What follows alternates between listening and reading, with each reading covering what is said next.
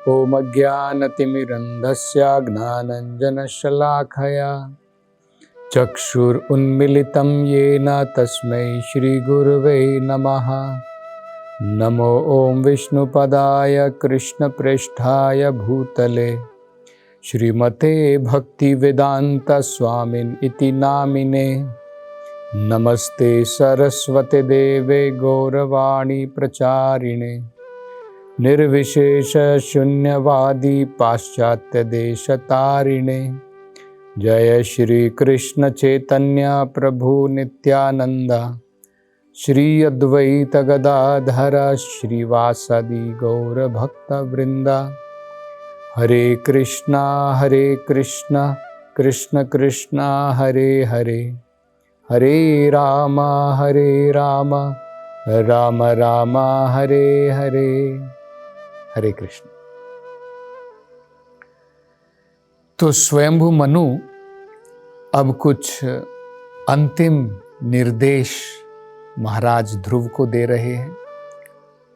वो अब सारे निर्देशों का सार बता रहे हैं। तो कहते हैं कि भगवान जिनकी शरण में हमें जाना चाहिए वो मृत्यु अमृतम है। मृत्यु किनके लिए है? जो असुर हैं उनके लिए भगवान मृत्यु के रूप में प्रकट होते हैं, और जो देवतागण हैं जो भगवान की भक्ति में लगे हैं, भगवान उनके लिए अमृत के रूप में प्रकट होते हैं। तो अमृत के रूप में भगवान कैसे प्रकट होते हैं? अमृत का मतलब क्या होता है? जिसकी कभी मृत्यु नहीं होती है, ना मृत। तो भक्त जो है जब इस भौतिक संसार में भगवान की शरण में है तो क्या करता है? भगवान की सेवा में लगा हुआ है। और जब इस संसार को छोड़ करके जाता है तब वो उसी पॉइंट से कंटिन्यू करता है जहां से उसने भगवान की भक्ति छोड़ी है, वहीं से वो प्रारंभ दोबारा करता है। भौतिक संसार में ऐसा नहीं है। भौतिक संसार में हमने जितनी भी प्रगति की हो वो सब शून्य हो जाती है हमारी मृत्यु के उपरांत। जैसे मान लीजिए अगर आपने इस जीवन के अंदर में अगर आपने ग्रेजुएशन की है तो जब आप अगले जीवन में जन्म लेंगे तो ऐसा नहीं है कि आप ग्रेजुएशन से प्रारंभ करेंगे, आपको दोबारा जीरो से प्रारंभ करना पड़ेगा। लेकिन भक्त के लिए भगवान अमृतम क्यों है? क्योंकि भगवान का भक्त जब इस संसार में इस शरीर में रह रहा है तब वो भगवान की सेवा में लगा है, और जब ये शरीर छोड़ कर के दोबारा भी जन्म क्यों ना ले तब भी वो भगवान की सेवा में वहीं से लगा रहेगा। और अगर वो वापस भगवत धाम चला जाता है वहां पर भी भगवान की सेवा में लगता है। तो इसलिए ध्रुव महाराज को स्वयंभू मनु क्या बता रहे हैं कि तुम बहुत भाग्यशाली हो और मुझे तुम्हारे ऊपर बहुत गर्व है कि तुमने हमारे जो है परिवार के अंदर में तुमने जन्म लिया है। क्योंकि 5 साल की उम्र के जब तुम थे उस समय अपने सौतेली माँ के कुछ वचनों को सुन करके तुमने घर का त्याग कर दिया था और साक्षात जंगल में जाकर के भगवान की भक्ति करके भगवान के 6 महीने के अंदर में तुमने दर्शन किए थे।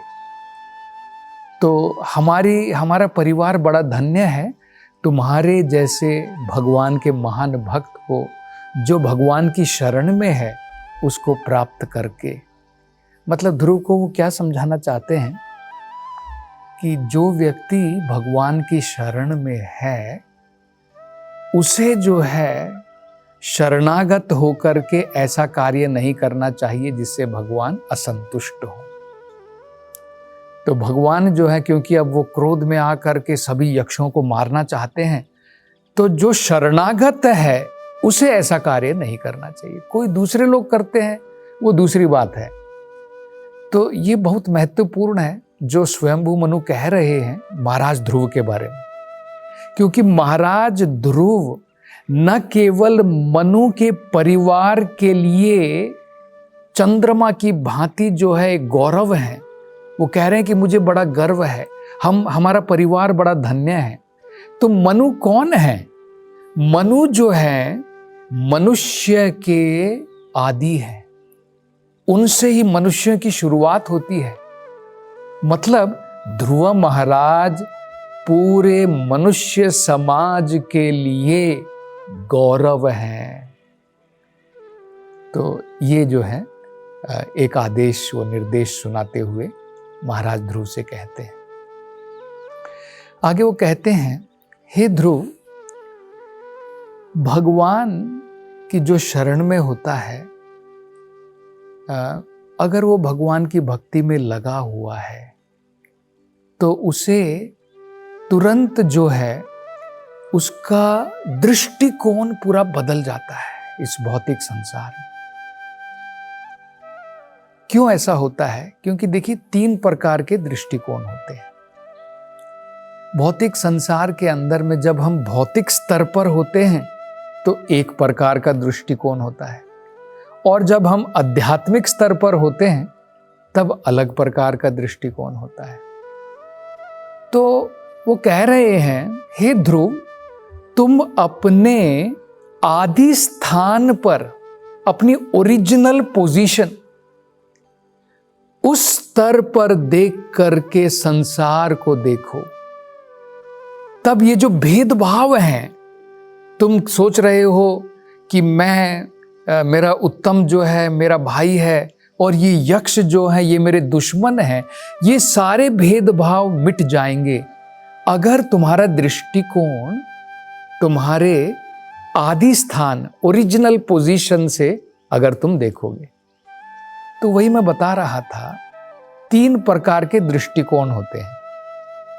तो ध्रुव महाराज से जो पहला स्तर का दृष्टिकोण है ये अपेक्षित नहीं था, ये उनको शोभा नहीं देता है, ये तो जानवरों के लिए है। वो कौन सा दृष्टिकोण है? वो है भौतिक स्तर पर दृष्टिकोण। भौतिक स्तर पर जब हम देखते हैं तो हम शरीरों में भेद देखते हैं, इसलिए हम लोग देखते हैं ये मेरा भाई है, ये मेरा दुश्मन है, ये मेरा दोस्त है, ये मेरे से घृणा करता है। तो इस प्रकार का भेद हम देखते हैं। कोई मेरा शत्रु है, कोई मेरा मित्र है, किसी ने मेरा मान किया, किसी ने मेरा अपमान किया। ये भौतिक स्तर पर होता है। तो ध्रुव महाराज से ये अपेक्षित नहीं था। यही स्वयंभू मनु कह रहे हैं कि तुम तो भगवान की शरणागत में हो और तुम्हें तो अपनी ओरिजिनल पोजीशन का ज्ञान होना चाहिए। तो ये पहला दृष्टिकोण हो गया, पहला स्तर हो गया। दूसरा स्तर क्या होता है? जब व्यक्ति थोड़ा सा आध्यात्मिक ज्ञान में बढ़ जाता है तब उसका दृष्टिकोण क्या होता है? सम सर्वेषु भूतेषु, वो सभी जितने भी जीव हैं समान दृष्टि से सबको देखता है। क्यों देखता है समान दृष्टि से? क्योंकि वो शरीर के भेदभाव को नहीं देखता है। वो उसकी समझ में है कि ये जितने भी जीव हैं ये सब आत्मा हैं।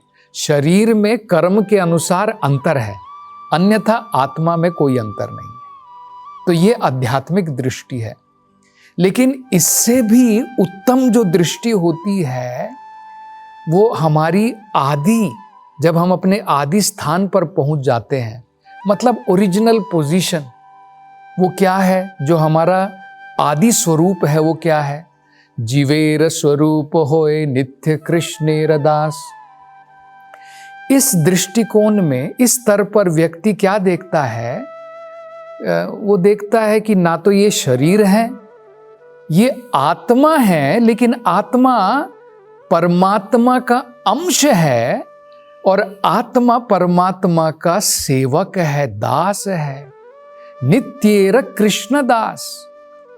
जो स्वयंभू मनु कह रहे हैं कि तुम अपने ओरिजिनल, जो तुम्हारा आदि स्थान है, जो तुम्हारा आदि स्वरूप है, सभी आत्माओं का सभी जीवों का आदि स्वरूप क्या है? नित्य कृष्ण दास, सब भगवान के सेवक हैं। लेकिन माया के वश में आकर के लोग जो हैं इंद्रियों के दास बन गए हैं। माया के वश में आकर के लोग मैं, मेरा देश, मेरा परिवार, हम अनेकों चीज के दास बन गए हैं। यहाँ तक कि हम इंद्रियों के और यहाँ तक कि जानवरों के भी दास बन गए हैं, लेकिन भगवान के बारे में भूल गए हैं। भगवान की सेवा छोड़ करके बाकी सब अनेकों प्रकार की सेवाओं में हम लोग लगे हुए हैं। तो ये जो है बड़ा सुंदर निर्देश स्वयंभू मनु देते हैं महाराज ध्रुव को, और आगे बताते हैं। वो कहते हैं, हे ध्रुव, इससे क्या फायदा होगा? अगर तुम अपने आदि मूल जो स्वरूप है उसमें स्थित होकर के अगर तुम संसार को देखोगे तो उसका ये फायदा होगा, अहम ममेति का जो ये भ्रम माया ने पैदा किया हुआ है ये पूर्ण रूप से दूर हो जाएगा। ये अहम ममेति का जो माया का जो भ्रम है ये हमें इस भौतिक संसार के अंदर में बांध करके रखता है। यही सबसे बड़ा आकर्षण है इस भौतिक संसार में। देखिए, सबसे पहले आकर्षण कहाँ से प्रारंभ होता है? सबसे पहले आकर्षण प्रारंभ होता है इस देह के साथ में। जब मैं ये समझता हूं ये मेरा शरीर है तो मेरा आकर्षण कहाँ है? मेरे शरीर के साथ में है।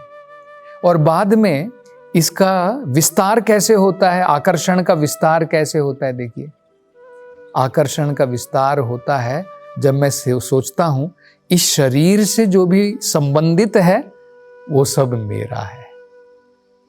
देखिए कहां से चालू होता है? ये भागवतम में एक बड़ा सुंदर श्लोक के द्वारा इसको समझाया गया है। पुंसाम स्त्रिया मैथुनी भावमेतत् तयो मिथो हृदय ग्रंथिर आहु अतः ग्रह क्षेत्र सुताप्त वित्तिर जनस्य मोहोयम अहम ममेति। देखिए कितना सुंदर इसमें समझाया गया है कि सबसे पहले क्या है, अपने शरीर से आसक्ति, मैं पुरुष हूं और स्त्री सोच रही है मैं स्त्री हूं। तो क्या होगा अगर मैं सोचूंगा मैं पुरुष हूं और मैं सोच रहा हूं कि ये स्त्री है और वो सोच रही है कि वो स्त्री है और मैं पुरुष हूं, तो क्या होगा? हमारा अट्रैक्शन बढ़ेगा। और अगर हमें ज्ञान है नहीं, ना तो मैं पुरुष हूं ना मैं स्त्री हूं, मैं नित्य भगवान का दास हूं, है ना। ये तो केवल हमने ड्रेस पहन के रखी है। अगर मान लीजिए एक जो है एक लकड़ी को अगर आप एक ड्रेस पहना देते हैं, एक आदमी जैसी ड्रेस पहना देते हैं, तो बाहर से वो लगेगा आदमी है, पर वो तो आदमी नहीं है। वो तो एक यानी मान लो कठपुतली होती है ना, जैसे आपने देखी होगी कई बार शोरूम के अंदर में बाहर की ड्रेस तो औरत की जैसी होती है, लेकिन अंदर जो कठपुतली होती है उसका कोई नाक नहीं, कोई कुछ नहीं है, जस्ट देखने में। लेकिन बाहर से जब ड्रेस पहना देते हैं तो लगता है कि वो औरत है या आदमी है। तो इसी प्रकार से जो अपने मूल दृष्टिकोण से देखता है उसकी तो समझ में है कि ये तो केवल ड्रेस मात्र है। तो सबसे पहले क्या हुआ, जब हमने सोचा कि मैं पुरुष हूं और स्त्री ने सोचा वो स्त्री है, तो दोनों का आकर्षण बढ़ गया। पुंसाम स्त्रिया मैथुनी भावमेतत् तयो मिथो हृदय ग्रंथि राहुर। और इस आकर्षण के द्वारा एक गांठ बन गई, क्योंकि संबंध हुआ, पुरुष स्त्री का जब संबंध हो गया, वो आकर्षण बढ़ गया, तो एक गांठ लग गई, मतलब आसक्ति की गांठ लग गई। उसके बाद में क्या हुआ? अतः ग्रह, उसके बाद में एक एक करके घर की जरूरत है, ग्रह क्षेत्र कुछ जमीन जायदाद की जरूरत है, सूता संतान की जरूरत है, आपता पैसे की जरूरत है, मित्र की जरूरत है। तो धीरे धीरे क्या हो गया? जनस्य मोहोयम, हमारा मोह जो है इस संसार में बढ़ गया। अहम ममेति, मैं और मेरा, मैं और मेरा परिवार, मैं और मेरा समाज, मैं और मेरा देश, मैं और मेरी धरती, मैं और मेरा शरीर, इन सब से आसक्ति बढ़ गई। तो स्वयंभू मनु क्या कह रहे हैं कि अगर तुम ओरिजिनल पोजीशन में आ जाते हो तो ये माया का भ्रम जो है, अहम ममेति का जो भ्रम है, तुरंत गायब हो जाता है, तुरंत मिट जाएगा। तो ये भी बड़ा महत्वपूर्ण है कि भगवान की भक्ति के अंदर में इस प्रकार की ताकत है कि हमारा जो इस भौतिक संसार में जो माया का जो भ्रम उसने पैदा किया हुआ है, तुरंत जो है वो चला जाता है। उदाहरण क्या दिया जाता है? निहारम इव भास्करः। आपने देखा होगा जब धुंध सब जगह छा जाती है तो हमें कुछ दिखाई नहीं देता है, सब कुछ अंधकार में होता है और उसे कहते निहारम। भास्कर का मतलब होता है सूर्य, लेकिन जैसे ही दिन में सूर्य उदित होता है तुरंत सारा का सारा जो जितनी भी वहां पर ओस है, जो अंधकार है, जो धुंध है, सब छट जाती है और हमें सब कुछ जो है क्लियरली नजर आ जाता है। इसी प्रकार से जब व्यक्ति भगवान की भक्ति के द्वारा अपनी ओरिजिनल पोजीशन की मैं भगवान का सेवक हूं, जब इस पोजीशन में वो स्थापित हो जाता है तब उसका ये भ्रम मैं और मेरा ये सब मिट जाता है। नहीं तो हम लोग सोचेंगे यही जो ध्रुव महाराज सोच रहे हैं, ये मेरा भाई उत्तम था, ये मेरे दुश्मन थे। तो स्वयंभू मनु कह रहे हैं कि अपनी ओरिजिनल पोजीशन तुम याद करो, तुम तो बड़े भाग्यवान हो, तुम तो भगवान की शरण में हो, तुम्हें उसे नहीं भूलना चाहिए। और जब तुम उस दृष्टिकोण से देखोगे तो ये मैं और मेरा ये जो मोह है ये सब चला जाएगा। तो और अब आगे जो है फाइनल अंत में वो क्या निर्देश देते हैं उसकी चर्चा हम अगली कथा में करेंगे। हरे कृष्ण।